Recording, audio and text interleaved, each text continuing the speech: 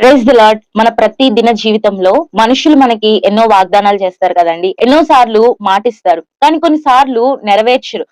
వాటికి మనము వారిని తప్పు పట్టాల్సిన అవసరం లేదు కొన్ని సందర్భాల్లో. ఎందుకంటే వారి అవసరతను బట్టి, వారి అక్కరను బట్టి వారు చేయలేకపోయుండొచ్చు. కానీ దేవుడైతే ఆయన మాటిచ్చి నెరవేర్చే దేవుడు. ఆయన ఏదన్నా మాట నీకు చేస్తాను అని వాగ్దానం ఇచ్చాడంటే ఖచ్చితంగా దాన్ని చేస్తాడు. అందుకే ఈ రోజు దేవుని వాగ్దానం ఏంటంటే కీర్తనలు 89 అధ్యాయం 28 చరణం. నా నిబంధన అతనితో స్థిరముగా నుండును. దేవుడు ఏ నిబంధన చేశాడో ఆ నిబంధనని స్థిరపరుస్తాను అని దేవుడు వాగ్దానం చేస్తూ ఉన్నాడు.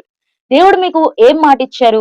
దేవుడు మీకు ఏ మాట దేవుడు మీకు ఏ వాగ్దానం ఇచ్చాడు? ఆ వాగ్దానాన్ని నెరవేరుస్తాడు. అయితే ఆ వాగ్దానము వెంటనే నెరవేరిపోవాలా? వాగ్దానాలకు ఎప్పుడు కూడా ఎక్స్‌పైరీ డేట్ లేదండి. ఆ వాగ్దానాలు నెరవేరుతాయి. దేవుని సమయంలో నెరవేరుతాయి. ఉదాహరణకి మనం యోసేపు జీవితం చూద్దామా? యోసేపుకి దేవుడు ఏమని వాగ్దానం ఇచ్చాడు? కలలో వారి కుటుంబస్తులు యోసేపుకి సాగిలపడుతున్నట్టు కలిచ్చాడు. యోసేపు ఒక అధికారంలో ఉన్నట్టుగా కలిచ్చాడని మనం అనుకోవచ్చు. అలాంటి గొప్ప డ్రీమ్, కల వచ్చినప్పుడు వెంటనే యోసేపు యొక్క జీవితంలో అమ్మబడితో వచ్చాడు, చెరసాలలో ఉన్నాడు. ఈ రకరకాల పరిస్థితిలో ఉన్నాడు. అప్పుడు యోసేపు అనుకోవచ్చు, ప్రభువా నువ్వు ఇచ్చిన కలేంటి? నువ్వు ఇచ్చిన వాగ్దానం ఏంటి? నువ్వు ఇచ్చిన మాటేంటి? కానీ నేనున్న పరిస్థితి ఏంటి? చెరసాలలో ఉన్నాను. నువ్వేమో అధికారం అన్నావు, నేనేమో చెరసాలలో ఉన్నానని అనుకోవచ్చు. కానీ దేవుడు ఏ సమయంలో వాగ్దానం నెరవేర్చాడో తెలుసా అండి?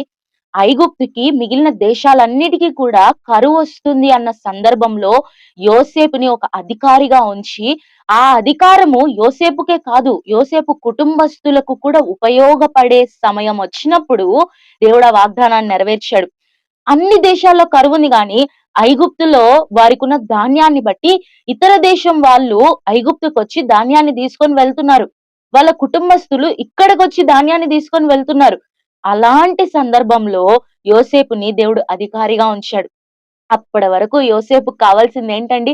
కొంచెం పేషెన్స్ కావాలి, కొంచెం నిరీక్షణ కావాలి, కొంచెం దేవుని మీద విశ్వాసం కావాలి. మనం కూడా అంతే.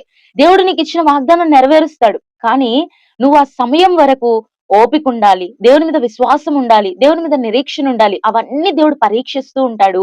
దేవుని మీద నువ్వు సంపూర్ణంగా ఆధారపడినప్పుడు, సమయమొచ్చినప్పుడు నీకిచ్చిన వాగ్దానం నీకే కాదు, నీ కుటుంబస్తులకి కూడా అది ఉపయోగపడే సమయం వచ్చినప్పుడు దేవుడు ఆ వాగ్దానాన్ని నెరవేరుస్తాడు. కాబట్టి దేవుడిచ్చిన వాగ్దానాన్ని బట్టి ధైర్యం తెచ్చుకొని, ఆయన మాటిచ్చి నెరవేర్చే దేవుడని చెప్పి గుర్తు పెట్టుకొని, దేవుడేం వాగ్దానం ఇచ్చాడు మీకు? ఆ వాగ్దానాన్ని మీ జీవితంలో దేవుడు స్థిరపరుస్తాను అని మరొకసారి దేవుడు మీ జీవితంలో వాగ్దానం చేస్తూ ఉన్నాడు. Praise the lord.